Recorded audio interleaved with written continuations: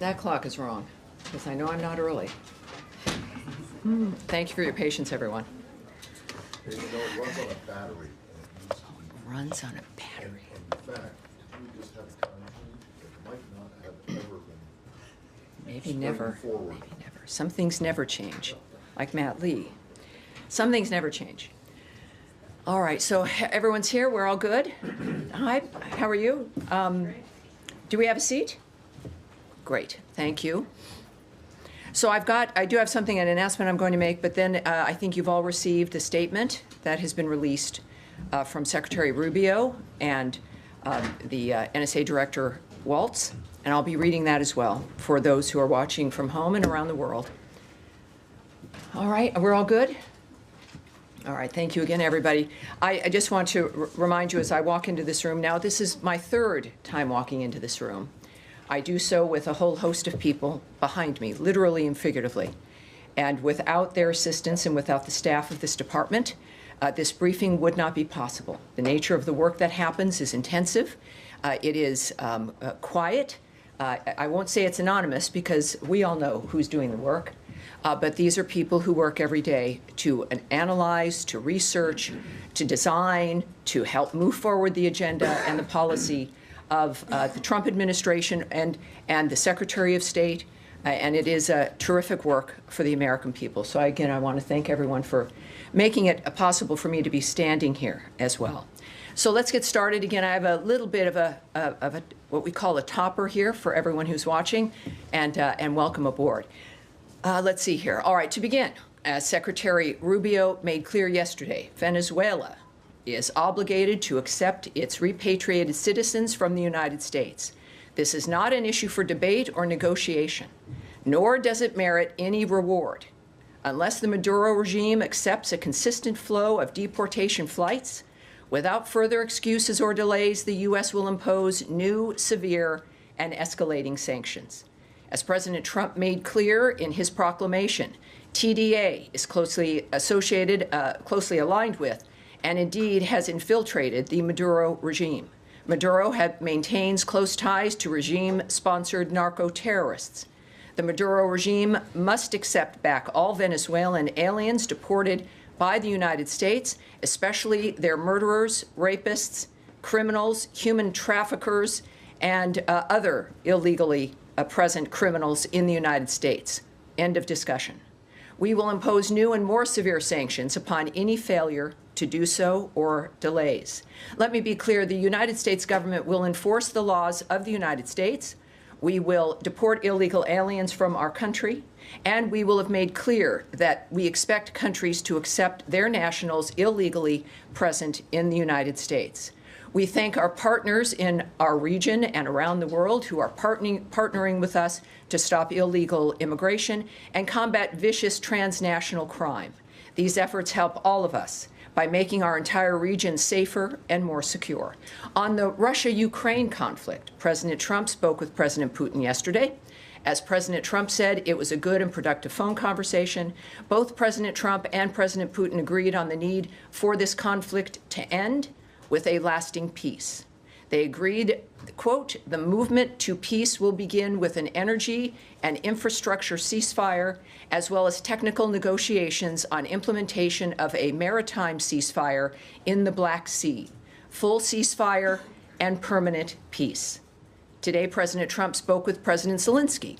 As President Trump said, it was, quote, a very good telephone call, with much of the discussion based on the call made yesterday with President Putin in order to align both Russia and Ukraine in terms of their requests and needs.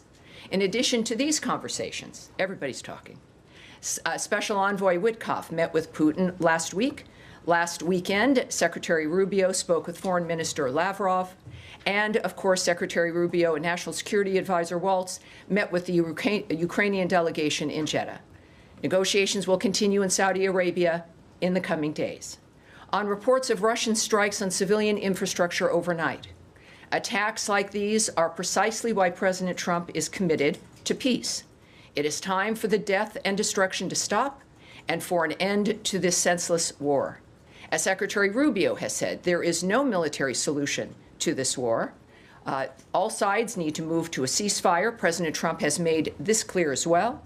We cannot get to the table for negotiations to end the war without a ceasefire in place. The shooting has to stop first.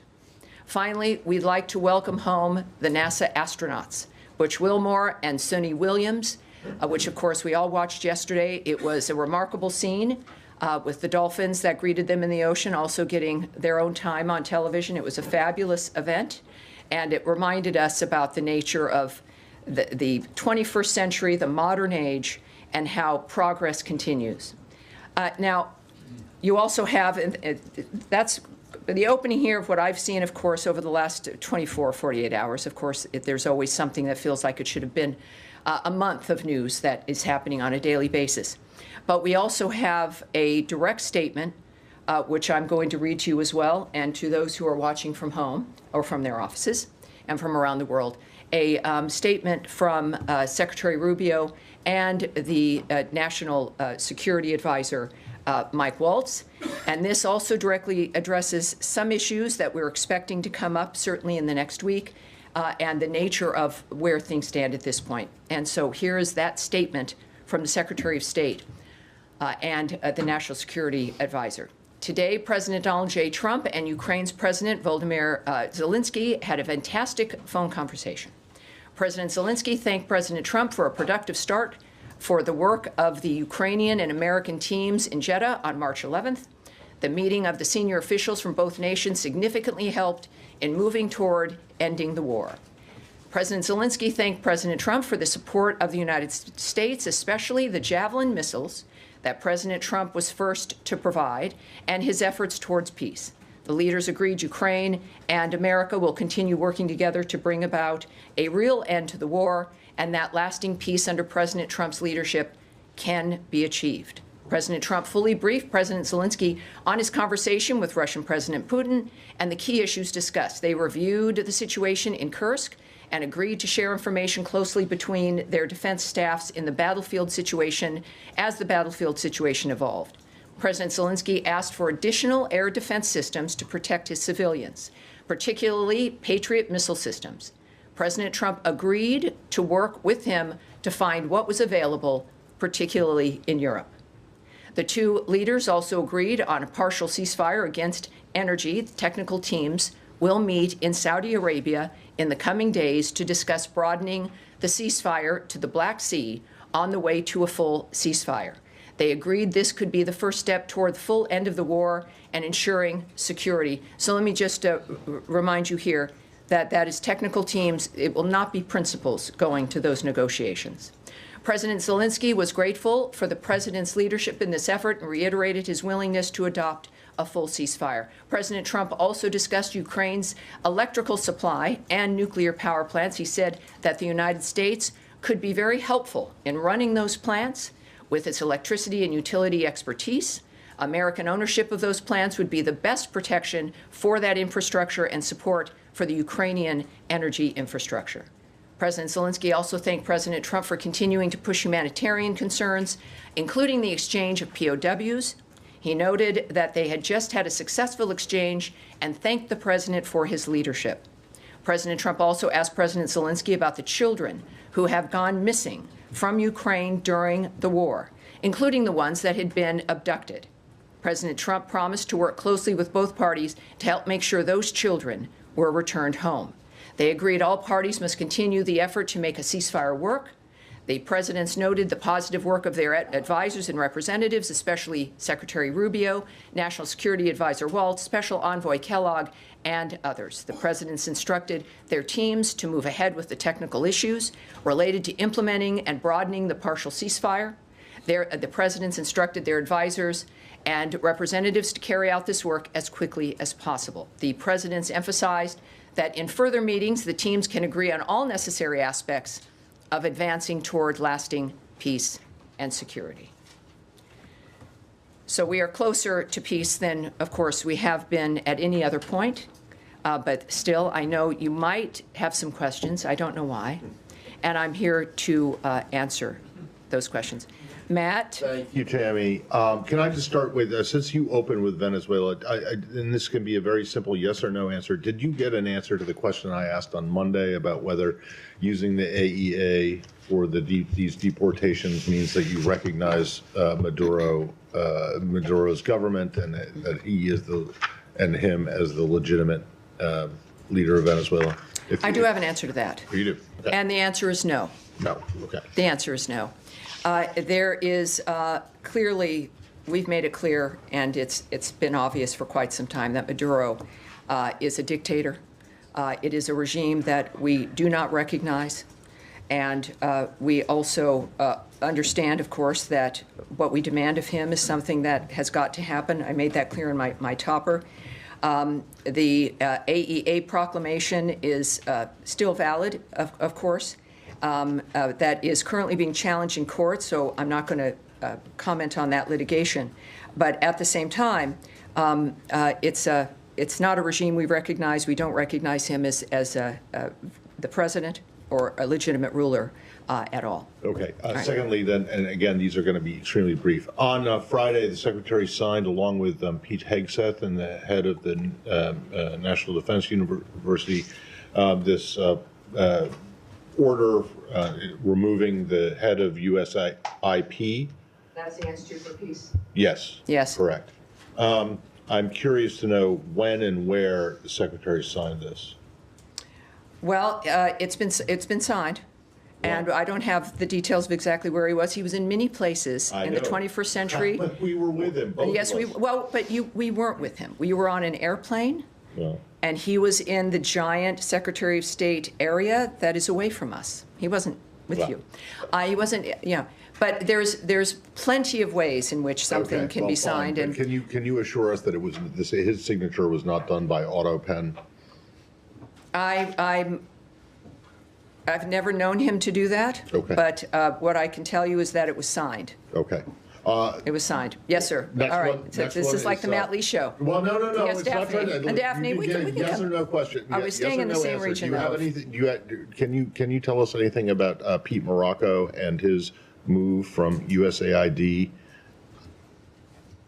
Well, Pete Morocco is returning to the State Department full-time as the Director of Foreign Assistance, an indispensable role in aligning all U.S. government foreign assistance with the President's priorities. So he is returning to that job, and you will, I'm sure, no doubt, be hearing from him in a variety of different ways. Okay, and All right, then now last Daphne one- and hold Matt, on. that's it. Daphne, Tammy, let's go. Tammy. No, excuse me. All 3 right, questions. fine. Daphne. Thank you. So the White House has said that it has moved beyond the U.S.-Ukraine minerals deal. Has that already been agreed to and signed?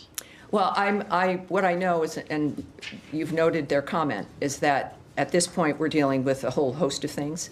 That is not something that is being addressed at this moment, so I can't say what the disposition is, but I would just refer you to how they commented on it. And could I just follow up on what you said about negotiations continuing in Saudi Arabia? Yeah. Who will be representing the U.S. in these talks between the technical teams with Russia? Well, it'll be senior staff. That's all I can tell you. So it will not be principals. It'll be senior staff addressing technical frameworks.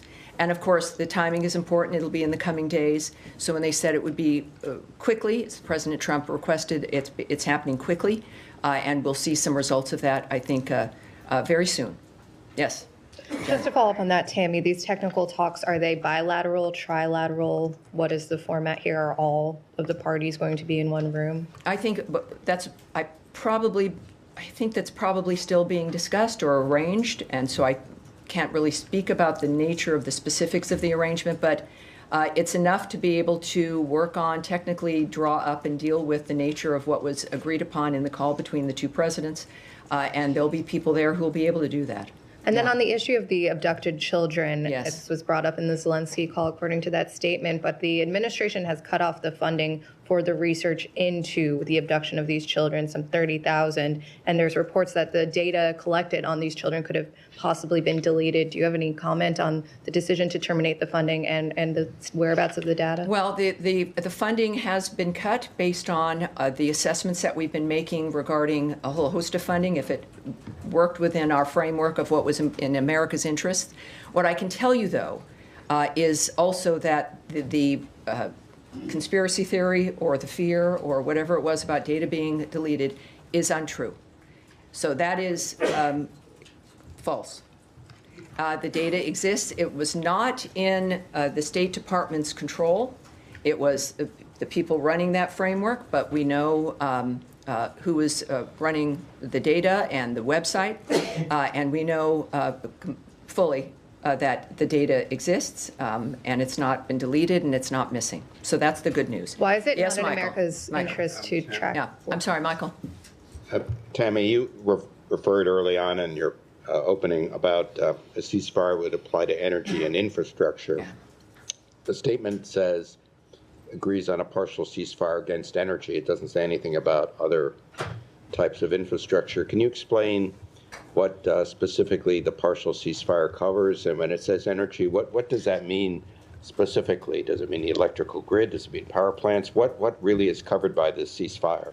I think when we have technical teams moving to an area within days to discuss the technical aspects, we'll get those answers. But one thing that is clear is that, as I've noted, we've never been closer to the full ceasefire.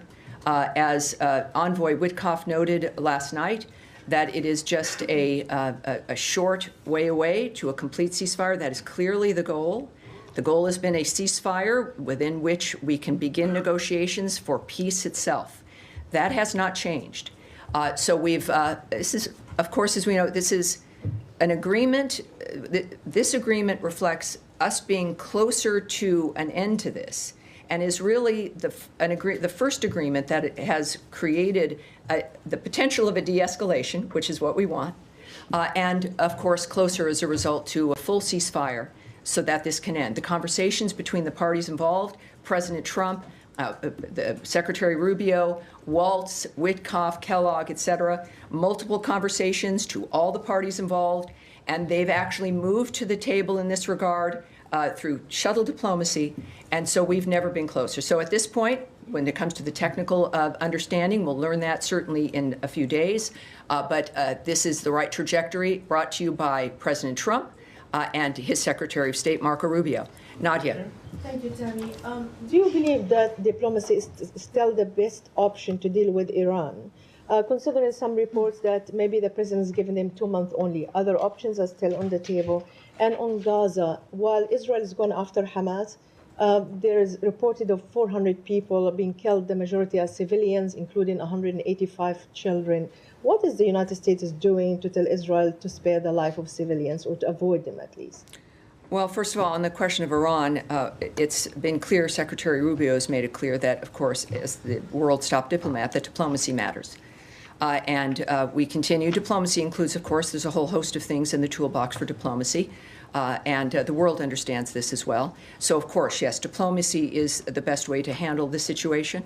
And regarding, was it about The Gaza? civilian casualties in Gaza, including Yeah. 108 children who have been killed. Yeah, it's horrible. This entire, it's the 21st century, and the savagery unleashed by terrorist groups, death squads of Iran, entities that have an investment in the suffering never ending, the use of people, the Gazans in particular, as cannon fodder for a dynamic that the world has decried for decades.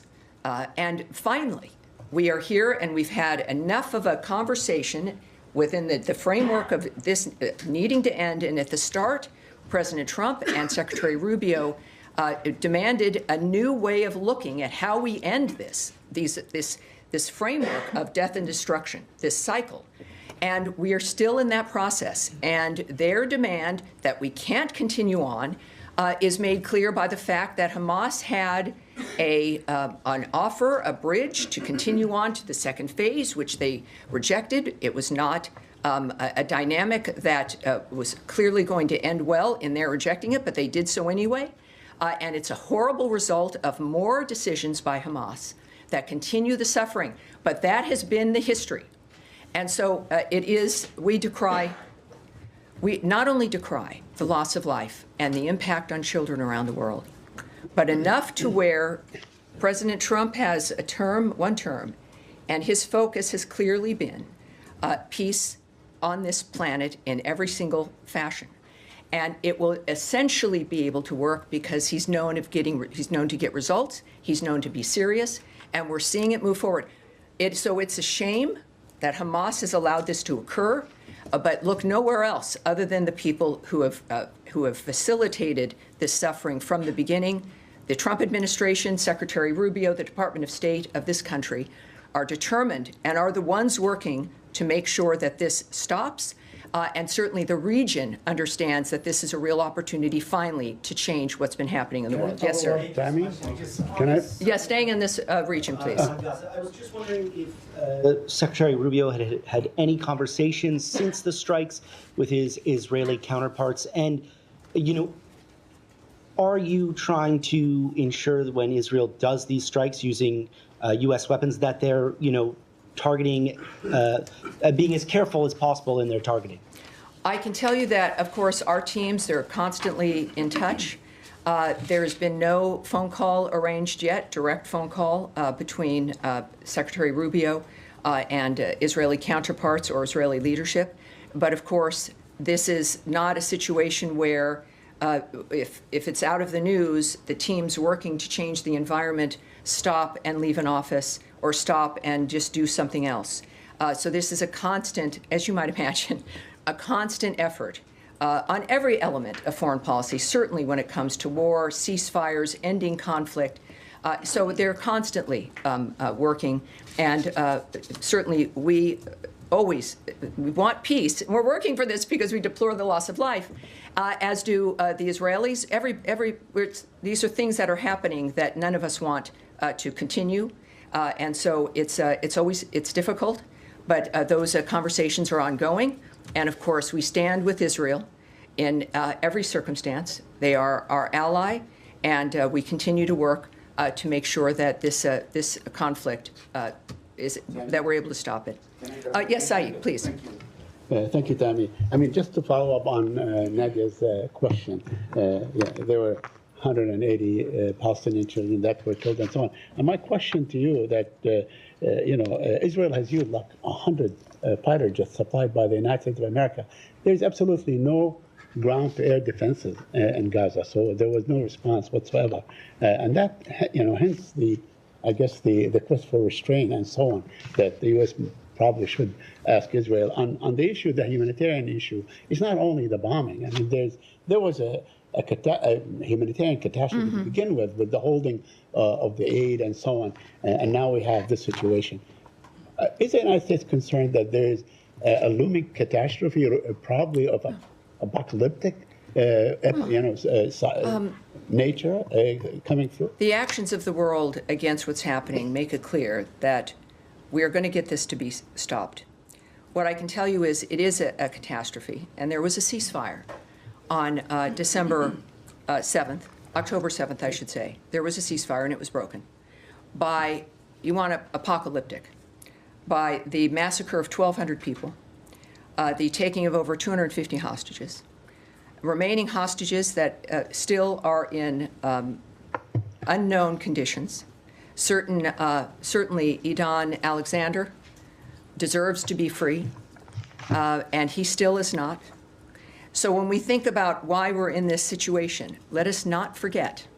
We talk about never forgetting certain things that happen, and it's important to keep reminding people of the things what sparked this, the obscenity of October 7th, the obscenity of this wholesale massacre that was videotaped, involving the slaughter of children, of babies, of women being raped as then they're murdered while they're being raped in front of some things are so difficult, we choose to not think about them or hold them in our consciousness because we can't. But in this situation, it is a mistake to look at dynamics within a section of what has occurred and remember the history of what has led us here and the extraordinary surprise at the American approach, the Trump approach, to try something new because this can't continue. As a civilized world, it can't continue. So yes, we decry everything that is going on, which is why we're doing what we're doing now. A quick follow-up All right. on yes, the sir. solution. want to follow up there on the material point about, the State Department is bound by the Leahy laws and other laws of the United States when it supplies weapons to its ally Israel. The point has been made that over half of these casualties, or those killed, were women and children. So is there a process underway in this building to assess if those actions using American weapons were compliant with international law? Well, what we do, we work and apply international law. We apply certainly our applicable U.S. laws, I should say. And that is something, of course, that we are committed to. That's what we ask of others to do, and that's what we're doing. Yeah. Yes, ma'am. Is it okay if I shift regions? I'm sorry? Can I shift away? I guess, are we going to shift region? You have a few more questions here. I will come right back to you. There. Yes, sir. Thanks, Tammy. A couple of questions. Number one, on the Israel-Hamas unraveling of the ceasefire. I understand the U.S.'s position. What about the actual plan? The first time around, there was an immense political investment made in garnering a ceasefire. Is the U.S. planning through the State Department again to invest that much political capital in getting a ceasefire back in place? And if so, is the route the first time to pressure Prime Minister Netanyahu? Is it now to pressure Qatar to lean on Hamas? What is the plan of action here? Well, first, I'm not going to discuss negotiations or diplomatic conversations or plans that might be emerging or not. What we do know, and I think has been very public, is the fact that President Trump is not just wanting a peaceful day or a peaceful week. Secretary Rubio is not flying around to speak with his counterparts, to handle summits and speaking with the parties involved so that we can have a peaceful fortnight. This is over. It is over. The people, all of us are subjected, certainly not as much as the people on the ground in the Middle East. But the world has to be done with this situation. So the commitment, we would, with the nature of what the President Trump has already been able to create in his first term, in his personal life, the nature of the commitment of Secretary Rubio, that we have got an understanding of what, enough of a history of knowing what has happened, that we know it has to be handled differently. The region understands this, and the Trump administration we have this window of this administration to change the trajectory of what has been decades and decades, coming up on 100 years of carnage that is now unacceptable. So if it's going to be done, everything that is necessary to get it done will be delivered by President Trump. One other question for you. Yes, ma'am. Thank you, Tammy. I have two questions, and Russia, North Korea, and South Korea. First question, South Korea. It was revealed that the former Biden administration classified South Korea as a sensitive country in the Department of Energy in January 2025. What is the specific reason for classifying South Korea as a sensitive country, and what is the Trump administration's stance on allies? And all right, so let me answer that. Is that, in fact, I have to refer you to the Department of Energy, all right? Okay. So that's the Department of Energy designation. Okay. And also, obviously, I'll reiterate, is that the United States greatly values the close relationship we have with the Republic of Korea on scientific research collaboration, and we look forward to continued robust cooperation. So that's my answer there, and I promised you I would come to you. Can I have one more? Russian deputy. Do you want to cede? Yeah. All right. Yeah, thank you. Maybe I ask and then you go back. All right, let's do that. All right, go ahead. I'll be back with you. Sure. Because we're on the region anyway. Yes, ma'am. I want to ask about the case of this missing spring breaker in the Dominican Republic who's feared to have drowned. Authorities in the country have effectively detained an American college student who's a witness in the case by withholding his passport. Is the State Department working to bring him home? Well, you're talking about Joshua Uribe, if I'm saying his last name right, yes.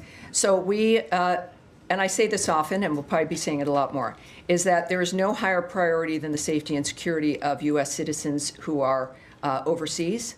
That matters to us. We're aware of the situation, certainly, and we take seriously our commitment to assist U.S. citizens abroad.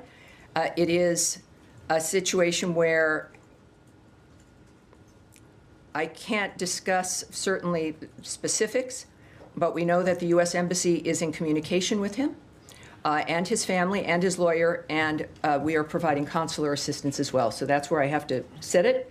And I hope that answers the question. Is that right? All right, we'll go back here. Thank you again. So about Russia, yes? Yes, Russian Deputy Foreign Minister Rudenko visited North Korea last weekend and discussed the war in Ukraine with North Korean Kim Jong-un. How does the Trump administration concerns about the military cooperation between Russia and North Korea, but the Russians, they still want to remain the North Korean troops in Russia, Moscow? Thank you. Right, so asking about the nature of our reaction to Russia and North Korea and their alliance, essentially. So we know, of course, that's a perfect example of how third countries, like the DPRK, have perpetuated this war. So this is a dynamic that other countries are involved in, and certainly very specifically the DPRK. And they bear responsibility for the nature of what's going on.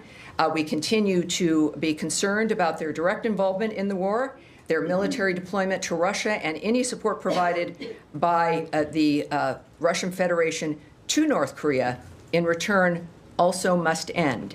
So they're realizing the situation is changing, and that's good news. But we certainly, I think it's been made very clear the difference. Thank you. Yes, ma'am. Thank you. Following up on the Ukrainian children and the grant that you confirmed has been terminated to the research initiative at Yale University.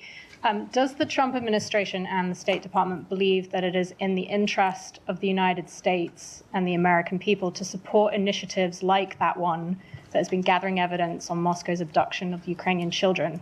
And you mentioned that Trump had spoken to Zelensky about this, and he had said he would work closely with both parties to make sure that those Ukrainian children are returned home.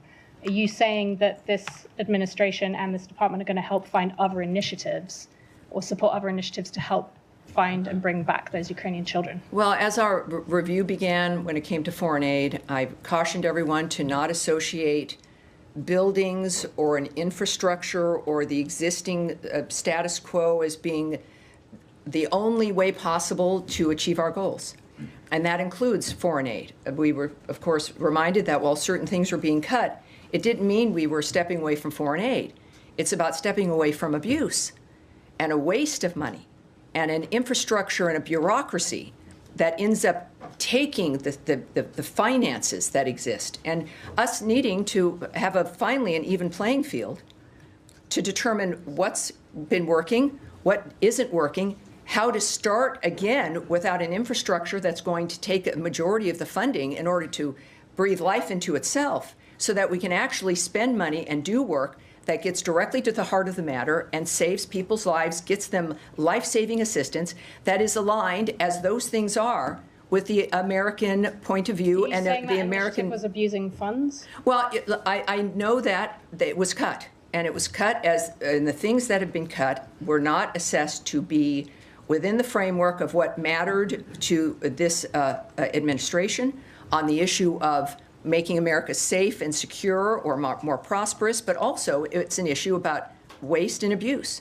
So when we think about a particular effort, it's important to realize that it's the goal that we need to address versus a particular structure that might be happening. So when we have a funded grant at a university that might be cut because it's been determined that it needed to be cut, and then you've got the presidents of the nations involved in the issue talking about it personally on the phone, the president of the most powerful country in the world saying, I'm going to do something here. We're going to work on this.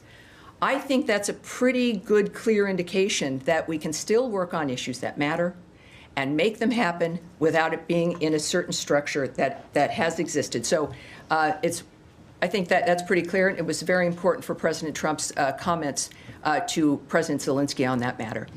Yes, Sure. Sean. Can I go back to the issue of cuts in U.S. government-funded media? Sure. Radio Marti, the Secretary has long been supportive of that. It's broadcasting into Cuba. Does the Secretary support the elimination of Radio Marti? I have not spoken to him about the specifics of the nature of these particular programs.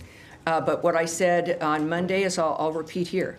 is that the American sensibility, we value and have talked about, and it matters to us, the issue of people's voices being heard, the issue of freedom of speech, freedom of expression, and the ability, I think the desire and the ability to do that is always a priority when it comes to how we spread the word of democracy and want to improve the quality of people's lives. How that happens might change over time. And I think that's, again, bringing us back to the fact that we've gotten used to a certain infrastructure, but how we apply the values that we hold may change. And so I will ask him, we'll take that back as a specific question for the Secretary. That is something that I think is important, and I'll find out for you. But what I do know is that his number one priority is to make sure this nation is safe financially, that Americans are safe, that we are secure within this world, and that's going to be part of, I think, the transition that happens. Yes, yes sir. Going back to Ukraine talks, if I may, the Secretary last week met with his Ukrainian colleagues, and he discussed full ceasefire deal. And he gave a press conference, the latest one I think was in Canada, where he said that, when we're going to talk to Russian leadership, we will know if they say no, I'm going to quote the Secretary, it will tell us a lot about their goals and what their goals are and what their mindset is. There are concerns that, with current achievement you have, Russia might be using these negotiations to accelerate victory, to weaken Ukraine, to strengthen itself. Energy, infrastructure deal or ceasefire will help Russia more than Ukraine. Because right now winter's over. There's lots of conversations that we have that are suppositions and what we imagine because of our own experience and what we think may or may not happen. But there's something very specific happening right now. Conversations between the top leaders, conversations between all the parties involved, measures so that people will be meeting in the coming days to get to specifics. No one's waiting for the next week to maybe have another call, to maybe figure out something, maybe you'll show up. These are specific actions that are being taken immediately. So we've been in this really fast environment where everything's happening fast. The good news is, so is peace. We've never been closer. So there's all kinds of reasons that might be informing President Putin's reasoning. I don't know, and I'm not going to guess at what those are. What I do know is what President Trump is doing, the hard and fast framework of what we expect in the next few days in Saudi Arabia, the people who are committed to this, and that everyone now is at a table to get this to the same goal. Thank you. If I may. Yeah, all right. Daphne. Just a question on Turkey. President Erdogan's main political rival has been detained on charges of corruption and aiding a terrorist group. What's the U.S. stance on this? Do you have any concerns? Well, we would encourage Turkey to respect human rights, to handle its own internal framework appropriately. But we're not going to comment on the decision-making, the internal decision-making of another country, but except to remind them that we expect them to behave in a manner that respects the rights of all of its citizens. And I think that's pretty obvious, but it's good to repeat. Yes, sir. Standing. Yes, sir. Thank you very much. Tammy. In Pakistan, the most popular leader, Imran Khan, has been in jail now for last. Could you introduce yourself too? First time seeing you. Jaleel. Nice to meet you, sir. Thank you, Tammy. In Pakistan, the most popular leader with the majority number of seats in the parliament, Imran Khan, and the biggest charity collector as well, has been languishing in jail since last 2 years. And in 2 years, everything in the country, whether it is the democracy, whether it is the women's rights, everything has been shattered since last 2 years. President Trump was talking a lot about Pakistan before the elections, and thousands of his new voters in the U.S. and millions of Pakistanis are expecting him to take some sort of action with regard to that country.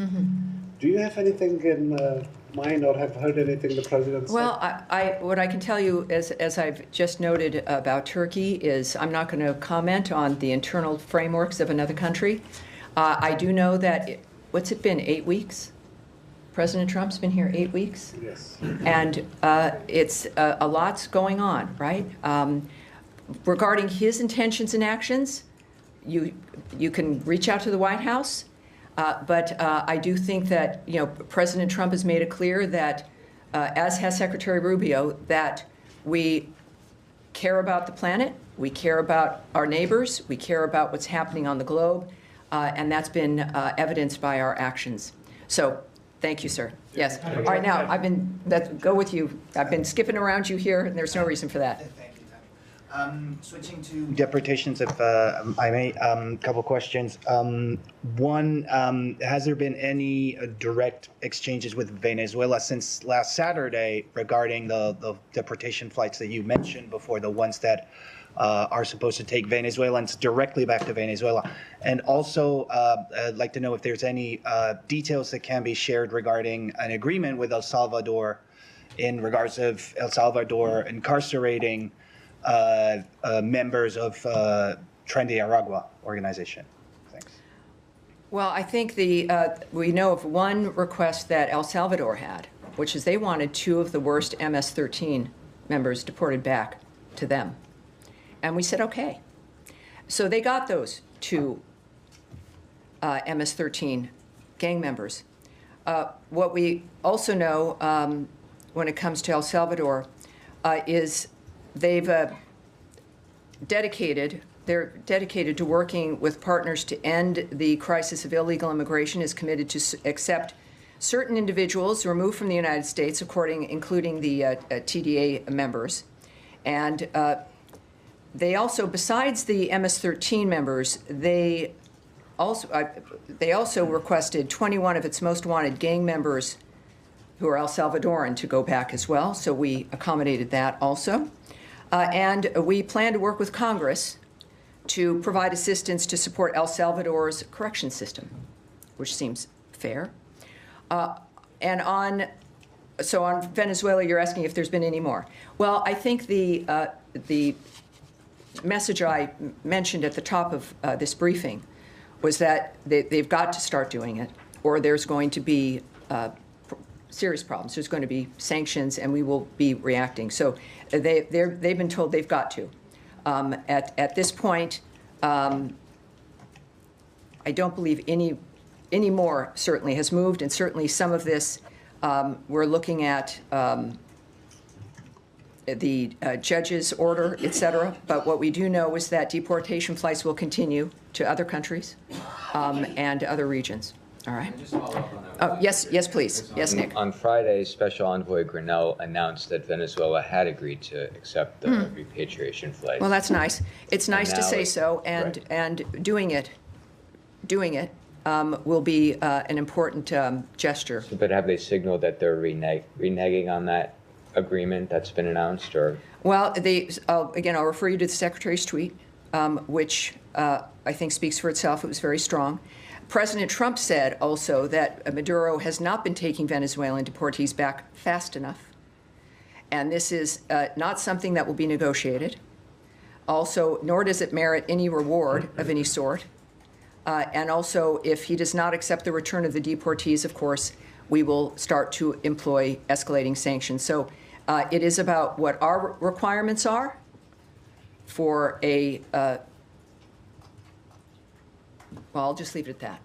I was going into my talk radio mode, and that was not going to be appropriate. Yes, sir. Thank you very much. Mike from Al Jazeera. Very good. Nice to meet you. I just want to go back to the statement about Ukraine, in which it is stated that American ownership of power plants within Ukraine would be a way of guaranteeing their protection. Is we talking about physical ownership, taking over ownership of the plants from the Ukrainian authorities? Well, again, that comes from President Trump, who is one of the best businessmen we think has ever been around, and he knows how to make deals. And there's a serious consideration, in fact, that if you have an American-owned entity via a company, perhaps not certainly the government necessarily, that creates, I think the presumption is that it creates a deterrent to strike, that you have also an economic partnership that increases the economic viability of a nation, the general, certainly infrastructure stability of a nation. When you have people running your infrastructure or in a particular part of the infrastructure who know what they're doing And that maintains not just the economic framework, but also a security framework because of the nature and the need for energy. It also is, I think it is, and I don't want to presume what President Trump was considering, but just as a regular person, you'd realize that it is probably somewhat beneficial to have an economic relationship with a nation that has a history of being able to protect itself and protect its friends, and makes it a little bit more difficult to attack you because of what the results might be. All right. Yes, sir. Ahmed Hazim, Jazeera Arabic. Just want to go back to Gaza. I don't think that I got some of your answer there. Is the U.S. proposal that Hamas rejected, as you said, is it still on the table? And are you still pushing for another kind of a deal that to end this new escalation now and get us back to the track to negotiation for the second phase of the original ceasefire agreement? Yes, knowing the envoys, the special envoys that we have, it's not that anything is off the table. It is about adhering to what the bridge would be, and would have been, and that is something that can still happen.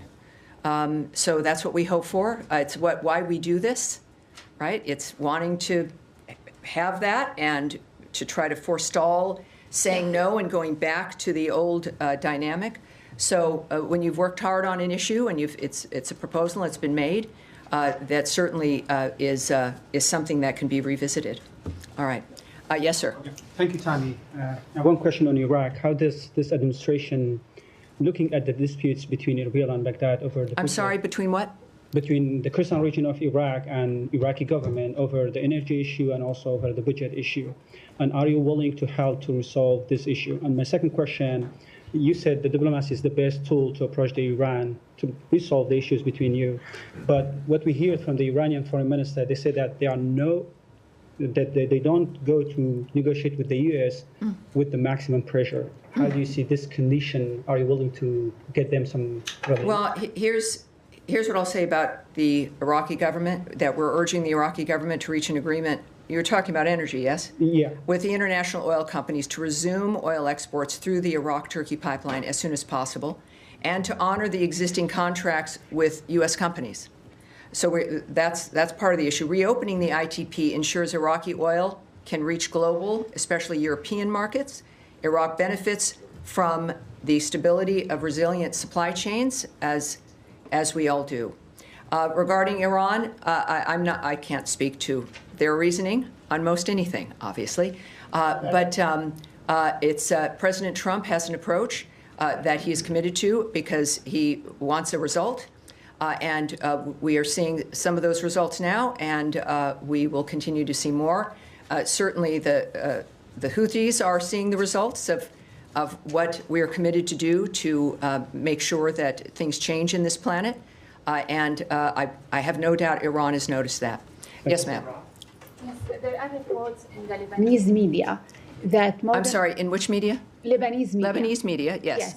That Morgan Ortagus had calls with the speaker and the prime minister, pressuring, I'm quoting here, pressuring them to start negotiations, political negotiations with the Israeli beyond the ceasefire.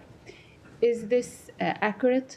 Are you trying to start negotiations? Well, so you're asking a question about something that you saw in media that may or may not have happened, and so is a hypothetical, and that I should speculate. I can't do that. We're going to move on. Yes, ma'am, in the back, right there, with glasses. Yes, ma'am.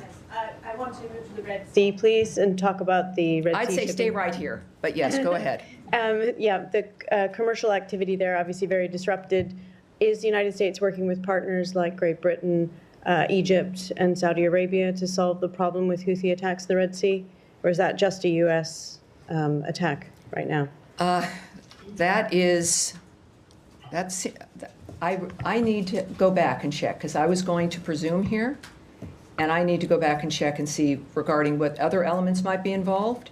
But let's make sure we get that to her, should we? All right, good. Can I also ask that on Ukraine, with the power plants in Zaporizhia, Mykolaiv, and Kursk, if there's any move to have some observers come and look, because those have been, at least on generators, some of them for 3 years. Well, I'm sure that when we're just, what Saudi Arabia will have with this meeting of technical individuals, that's even a point after a ceasefire's been achieved, right? When you have observers, right?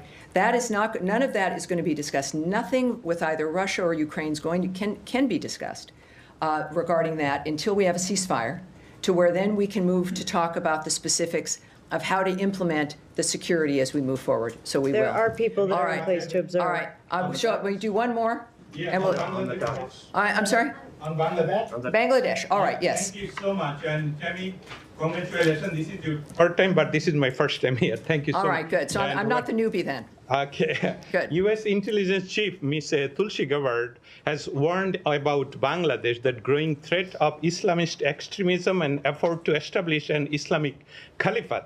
While she didn't directly accuse the interim government of, led by Muhammad Yunus, but Muhammad Yunus has vehemently denied this concern, calling them untrue. However, just yesterday, a large pro-caliphate rally took place in Dhaka University. If you let me, this is the picture here, raising serious concern about the situation. Given the U.S. government ongoing concern, U.S. considering taking serious action such as sanction against Yunus government. And second part, lawlessness.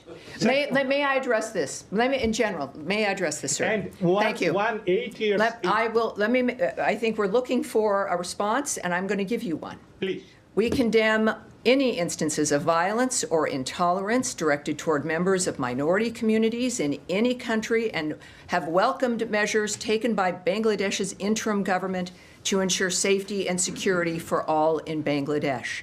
That's what we're watching. That's what we expect. And that will be what continues. And Thank you, everyone. We've got a very busy day in front of us. Thank you, everyone. Thank you so much. Thanks for being here. We will do it. I know there might be more things to talk about on Friday. Thank you, everyone. Have a great day.